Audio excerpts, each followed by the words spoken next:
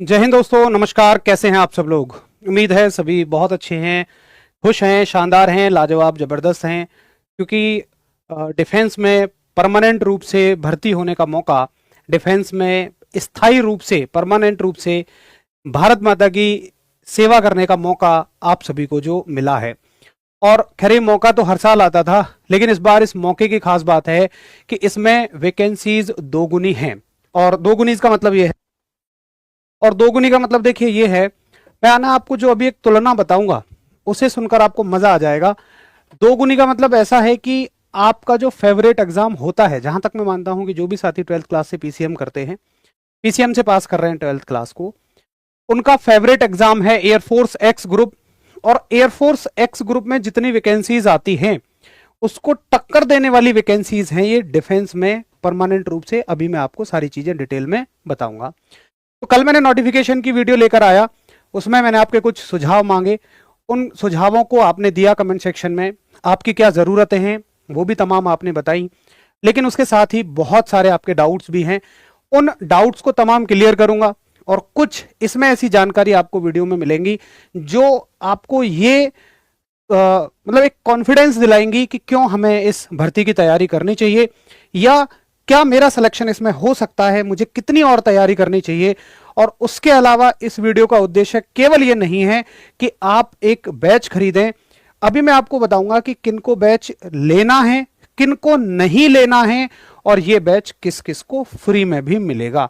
इन तमाम बातों के साथ इन सभी के बारे में हम बात करेंगे। चलो देखो, सबसे पहले हम बात करते हैं मोटा मोटी नोटिफिकेशन की, क्योंकि कल इसके बारे में बड़ी डिटेल में मैं आप सभी को बता चुका हूं। तो 11 जून से आपके फॉर्म आएंगे, 25 जून तक फॉर्म चलेंगे।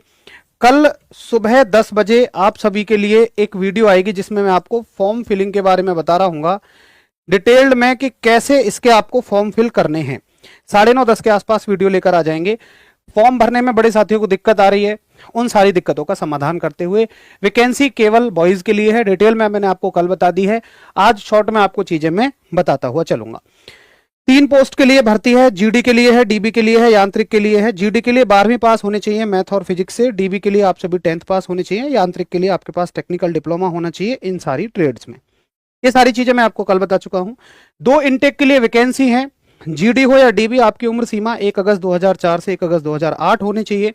और यांत्रिक के लिए उम्र सीमा 1 मार्च 2004 से 1 मार्च 2008 के बीच में होनी चाहिए। ठीक है, आगे देखिएगा, फोन में फॉर्म मत भरिएगा। वैकेंसीज कितनी हैं? तो बम्पर वैकेंसीज जीडी के लिए हैं 260 यहां हैं, और जीडी के लिए अगले इनटेक में 260, मतलब आप ये मान लो कि जीडी के लिए 520 वैकेंसीज इन टोटल हैं, और डीबी के लिए 50 वैकेंसीज हैं। और यांत्रिक के लिए कहें तो अलग अलग ट्रेड में अलग अलग वैकेंसीज आपको देखने को मिल रही हैं।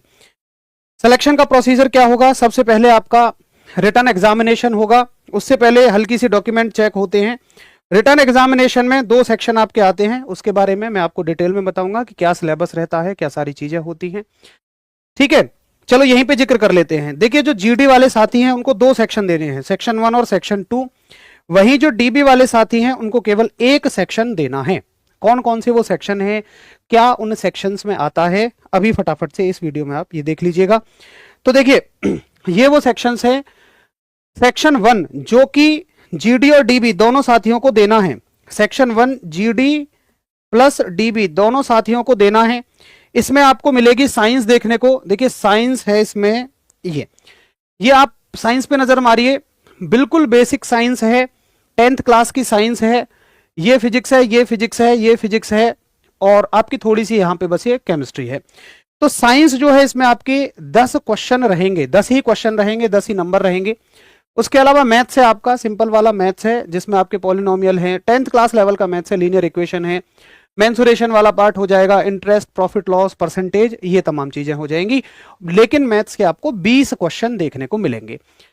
अभी अभी हम दूसरे सेक्शन के बारे में भी बात करेंगे जो स्पेशली जीडी वालों को देना है। जीडी वालों को ये भी देना है और दूसरा सेक्शन भी देना है।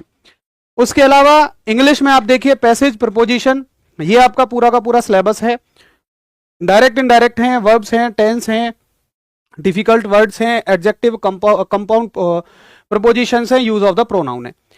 उसके बाद में आपका जो सिलेबस है, जीएस का सिलेबस है, जिसमें ज्योग्राफी है, कल्चर रिलीजन है, फ्रीडम मूवमेंट है, कुछ फैक्ट्स हैं, आपकी हिस्ट्री भी है, डिस्कवरीज न्यूट्रिशंस भी है, मतलब बायोलॉजी भी पूछ रहा है, और भाई करंट अफेयर्स भी पूछ रहा है। कुल मिलाकर जीएस में आपसे दुनिया जहान की चीजें पूछ रहा है और वेटेज है 5 नंबर का। अब यहाँ पे एक रणनीति की जरूरत पड़ती है। बहुत सारे साथी जीएस में उलझ जाते हैं, लेकिन मैं कहूंगा कि जीएस के लिए आपको कुछ भी नहीं पढ़ना है। तो भैया सिलेक्शन कैसे लेंगे उसका जुगाड़ मैं आपको बहुत अच्छा बता दूंगा। जीएस का 5 नंबर के लिए अगर आप दो, क्योंकि जीएस एक बहुत बड़ा सेक्शन है, आप कितनी भी क्लास ले जाओ फिर भी कोई गारंटी नहीं है कि वहां से आपका पेपर फंस जाएगा। तो इसमें क्लास तो लेनी नहीं है।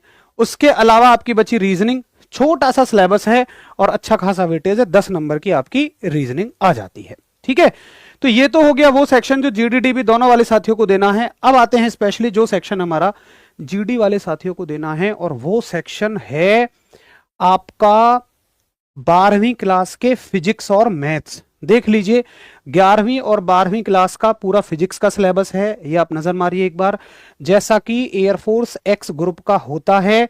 उसके अलावा मैथ्स का सिलेबस है 11th और 12th का है, जैसा कि एयरफोर्स एक्स ग्रुप का होता है, और साफ साफ लिखा है कि ये ग्रेड 11 और 12 का होगा, सीबीएसई का सिलेबस जैसा हो जाएगा। ठीक है, तो ये तो हो गया आपका सिलेबस। कितने कितने नंबर की रहेगी?